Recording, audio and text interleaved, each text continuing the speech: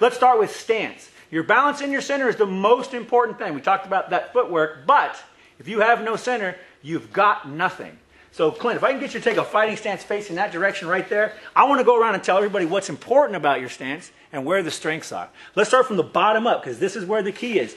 If you're looking down Clint's feet, you're going to see from his toe to his heel runs a straight line through his body. It's almost like he's straddling that line and balancing over the top of it. Now that he's on one line, there's another line. It's imaginary, but it travels up the center of his body, and it becomes the center line. It's where you hold your balance and your core. If I go back to the feet again, you're going to notice on his rear leg, the foot's up just a little bit.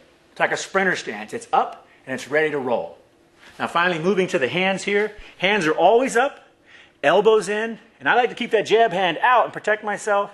The last little bit is chin down, means you're not going to get hit on the button and put to sleep. All right, we got you centered, we got you in your stance. Remember, it feels like you're surfing. If you're not from California, it's going to be hard to understand. Go to Hawaii, go on a vacation, learn to surf. It's the same balance and center as when you're striking. That's a good fighting stance. Now, the general concept of striking is going to be your clock theory. Now, stick with me on this. It's a little heavy. There's a giant clock in the sky, and your opponent's always at 12 o'clock. Think about that. Clint, turn this way.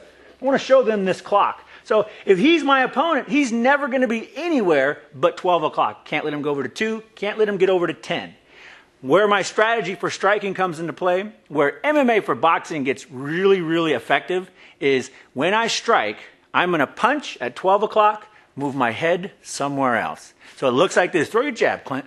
Punch forward, head moves out of the way. Very simple, very clean, and he's moving himself out of danger with every strike. So let's turn this way and do the exact same thing. We'll throw the jab. We're both going to punch at the same time. Look what happens when I use my clock and I move my head over here to 2 o'clock. I'm safe and I'm protected. Same thing with the right hand. If I throw power, if I move my head and throw the punch, I'm going to be in a perfect position every time. So think about it. There's a giant clock in the sky. Your partner, always at 12 o'clock.